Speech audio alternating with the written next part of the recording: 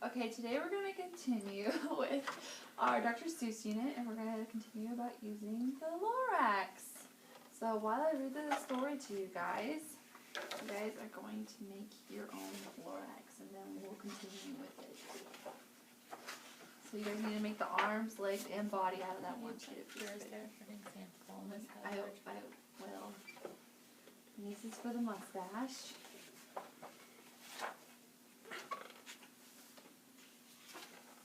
Alright, and here's my example to show you guys. So you guys can see, but I didn't fill this part out yet, so you guys couldn't copy me. So, there you go. Okay, so get going with your Lorax. So I read you guys a story. The Lorax by Dr. Seuss. At the far end of town, where the grinkled grass grows and the wind smells slow and sour when it blows, and no birds ever sing, excepting old crows, in the street of the lifted Lorax. And deep in the grinkled grass, some people say, if you look deep enough, you can still see today, where the Lorax once stood, just as long as it could, before somebody lifted the Lorax away. What was the Lorax? Why was it there? And why was it lifted and taken somewhere? From the far end of town, where the grinkled grass grows, the old Onceler still lives here. Ask him, he knows. You won't see the Onceler, don't knock at his door. He stays in his lurkin on top of his store. He lurks in his lurkin, cold under the roof, where he makes his own clothes out of muffed moof. And on one special dank midnight in August, he peeks out of the shutters, and sometimes he speaks and tells how the Lorax was lifted away. He'll tell you, perhaps, if you're willing to pay.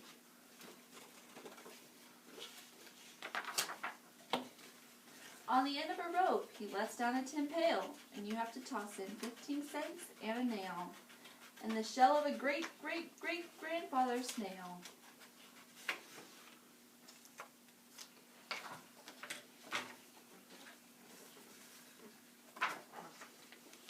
Then he pulls up the pail, makes a most careful count to see if you've paid him the proper amount.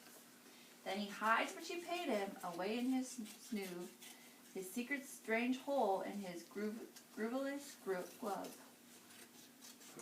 Then he grunts, I will call you by whisper my phone, for the secrets I tell you are for your ears alone.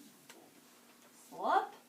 Down slips the whisper my phone to your ear, and the old Onceler's whispers are not very clear, since they have to come down through a snurgly hose, and he sounds as if he had smallish bees up his nose. Now I'll tell you, he says, with his deep-sounding gray, how the Lorax got lifted and taken away. It all started way back, such a long, long time back.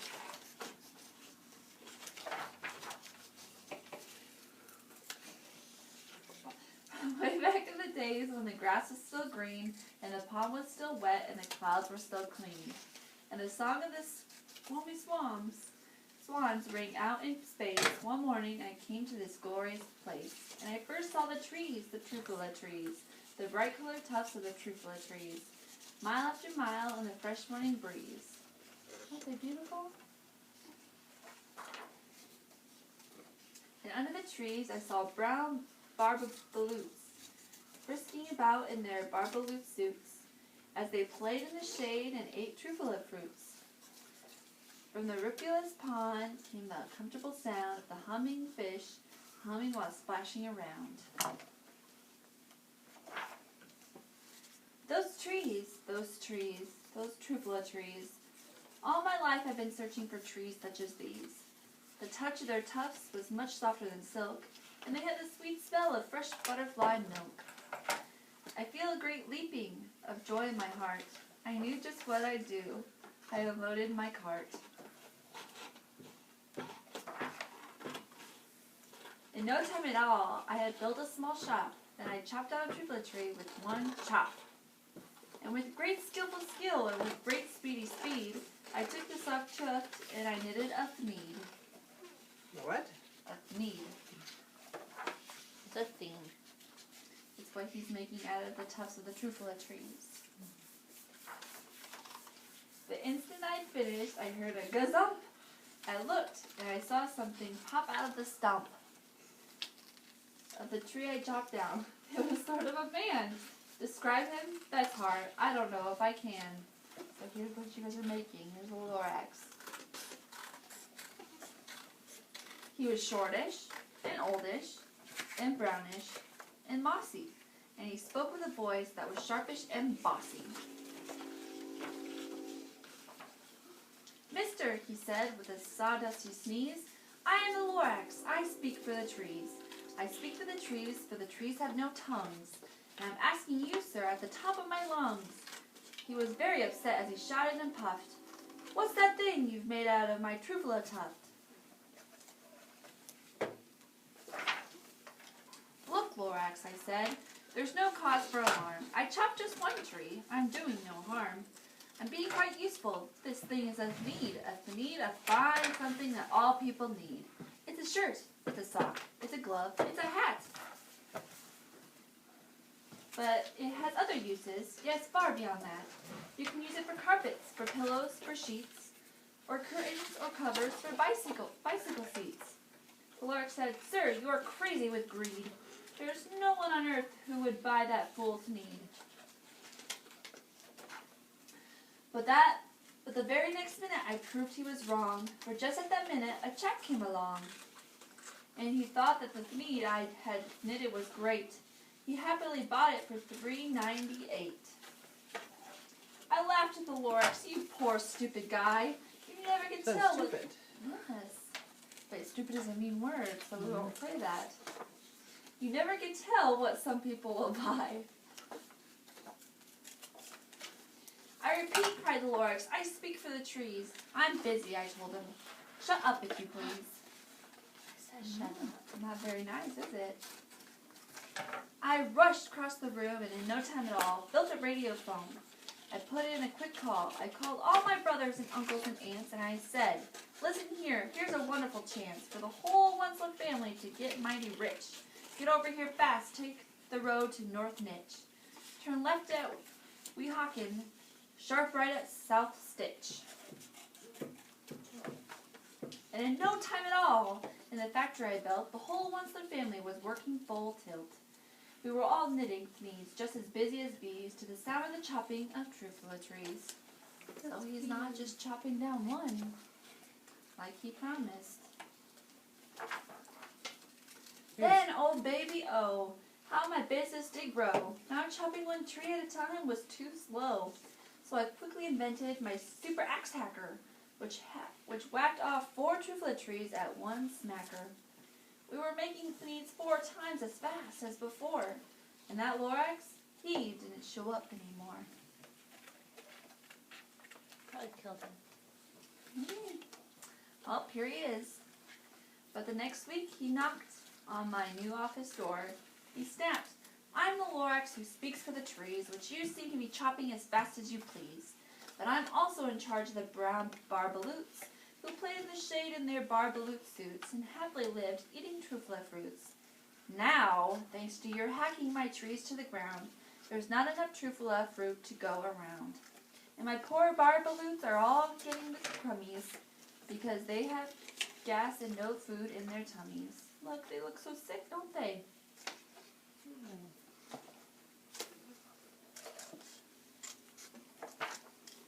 They love living here, but I can't let them stay. They'll have to find food, and I hope that they may. Good luck, boys, he cried, and he sent them away. So since he chopped down the trees, they don't have any more food to eat, so they have to go away. I, the Onceler, felt sad as I watched them all go. But business is business. And business must grow, regardless of crummies and tummies, you know. I meant no harm, I must truly did not, but I had to grow bigger, so bigger I got. I biggered my factory, I biggered my roads, I biggered my wagons, I biggered the loads of the needs I shipped out. I was shipping them forth to the south, to the east, to the west, to the north. I went right on figuring, selling more needs as I figured my money, which everyone needs.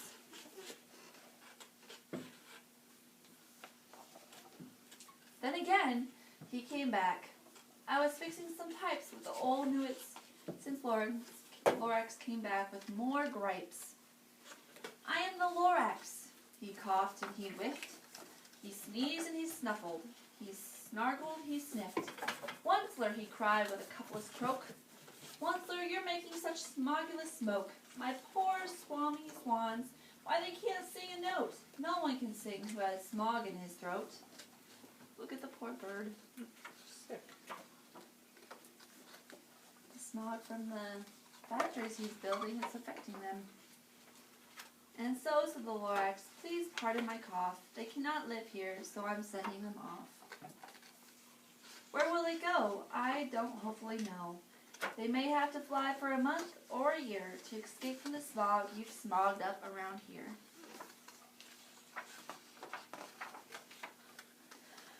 What's more, snapped the Lorax, his dander was up. Let me say a few words about Gluppity-Glup. Your machinery chugs on day and night without stop, making Gluppity-Glup. Also Schloppity-Schlop.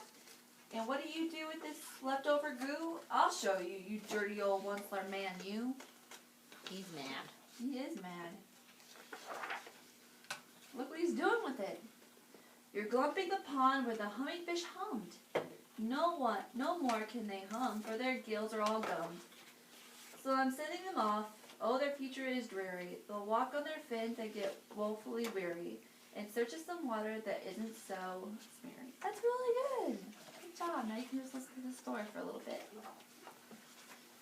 And then I got mad. I got terribly mad. I yelled at the Lorax, now listen here, Dad. All you do is yap, yap, and say bad, bad, bad. Well, I have my rights, sir, and I'm telling you, I intend to go on doing just what I do. And for your information, you Lorax, I'm figuring on biggering, and biggering, and biggering, and biggering. Turning more Trufla trees into needs, which everyone needs. And at that very moment, we heard a loud whack. From outside in the fields came a sickening smack of an axe on a tree. Then we heard the tree fall, the very last Trufla tree of them all. Look at all those trees they chopped down. That's a lot.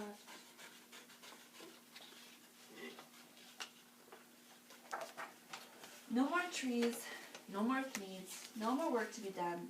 So in no time, my uncles and aunts, everyone, all waved me goodbye. They jumped in my cars and drove away under the smoke-smuggered stars. Now all that was left neath the bad-smelling sky was my big empty factory, the Lorax, and I.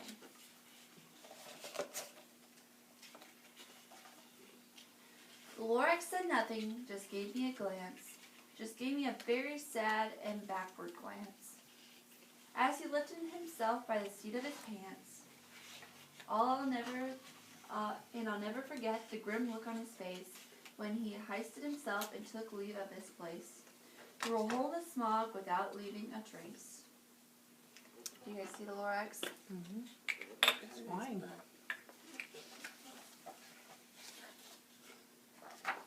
And all that the Lorax left here in this mess was a small pile of rocks with one word, unless. Whatever that meant, well, I just couldn't guess. That was long, long ago, but each day since that day I've sat here and worried away. Through the years, while my buildings have fallen apart, I've worried about it with all of my heart. So do you think he feels sorry for doing what he did? Mm-hmm. Your fault. But now, says the Onceler, now that you're here, the word of the Lorax seems perfectly clear. Unless someone like you cares a whole awful lot, nothing is going to get better. It's not. So, catch, calls the Onceler. You let something fall. It's a Trufla seed. It's the last one of all. You're in charge of the last of the Trufla seeds, and Trufla trees are what everyone needs. Plant a new Trufla, treat it with care, give it clean water, and feed it fresh air. Grow a forest, protect it from axes that hack. then the Lorax and all of his friends may come back. And that is the end. Are we almost done creating our Loraxes? I'm done. They're slow. They're taking their time, and that's okay. I didn't have to use a pencil. I just. Yours looks very nice. So while we wait, maybe we'll listen to the song, and maybe you guys can sing along to the song "Let It Grow" from the movie The Lorax. These people on my side, or else you're fired. You guys watched the movie before? What you think? Mhm. Yes. So you guys know this song? So if you would like to sing along, go ahead. You don't know me, but my name's Cy. I'm just the O'Hare delivery guy. But it seems like trees might be worth a try. So I say, let it grow. It's very nice.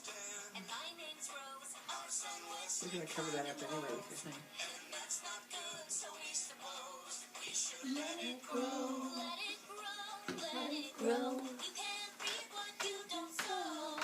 Plant a seed inside the earth. Just one way to know its worth. Let's celebrate the world's rebirth. We say let it grow. My name's Marie, and I am 3. I would really like to see a tree. La la la la la la la. I say let it grow.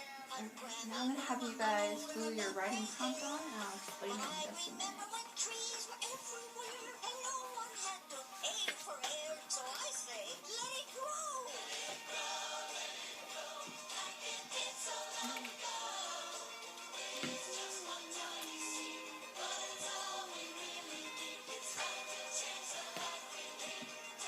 My name's O'Hare, I'm one of you. I live here in Threeville too. The things you say just might be true. It could be time to Alright, you're going to need a pencil for maybe this. change my point of view. Nah, I say let it die. Let it die. Let it die. Let it shrivel up and come on, who's with me, huh? Nobody. You gritted that bad.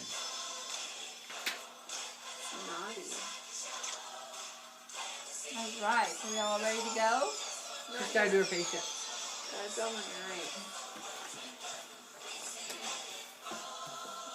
What did you guys learn from that story while she's doing that? Not to cut down trees. What benefits does trees have in our environment? Air. Air. Prettiness. What else does it affect when you chop down a tree? Animals. Animals. That's right. What did he do with that glumpy stuff that affected an animal? The fish couldn't swim in the water anymore. Yeah, he was dumping it in the water. He had water pollution. But you need to cut down trees to burn wood.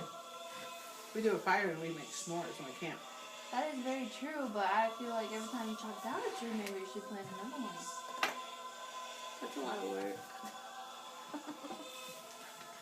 Alright, are we ready?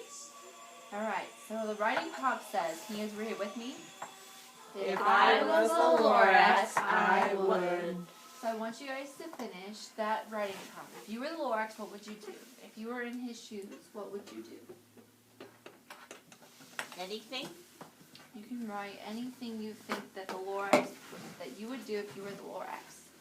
And I challenge you guys to write 2 sentences if you can. And then we'll share them with each other after you guys are done.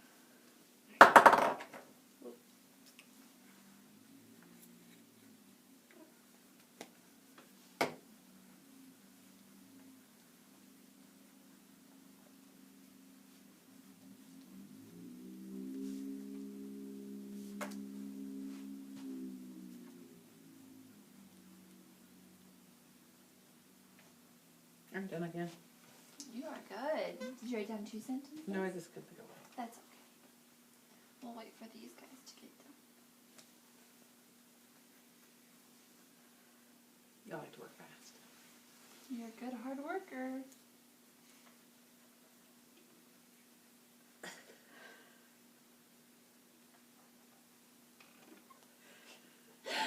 Okay, is everyone done? Not yet.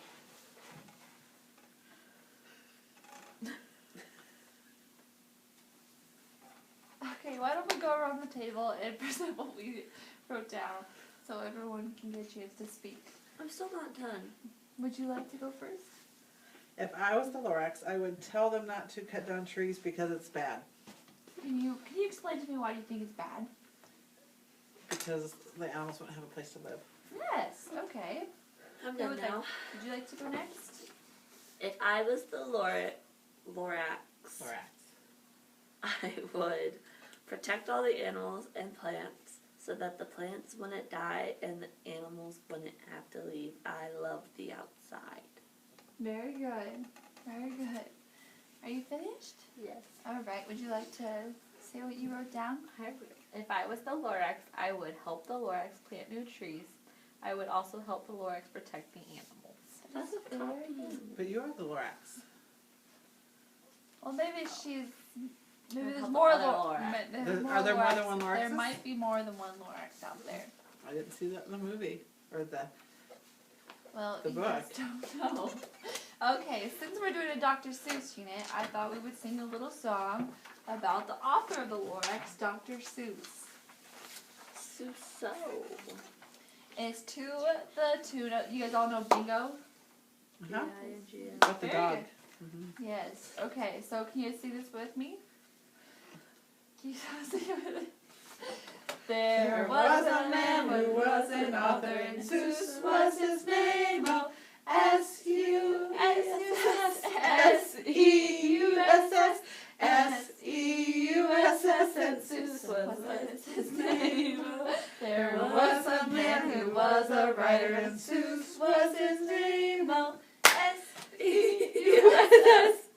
E-U-S-S, E-U-S-S, and Seuss was his name. Oh, there was a man who was creative, and Seuss was his name. Oh, U-S-S, U-S-S, U-S-S, and Seuss was his name. Oh, there was a man who was so silly, and Seuss was his name. Oh, S-S, S-S, S.S. and Seuss was his name. Oh, there was a man who made me laugh, and Seuss was his name. Oh, S, S, S, and Seuss was his name. There was a man who was an author, and Seuss was his name. Oh,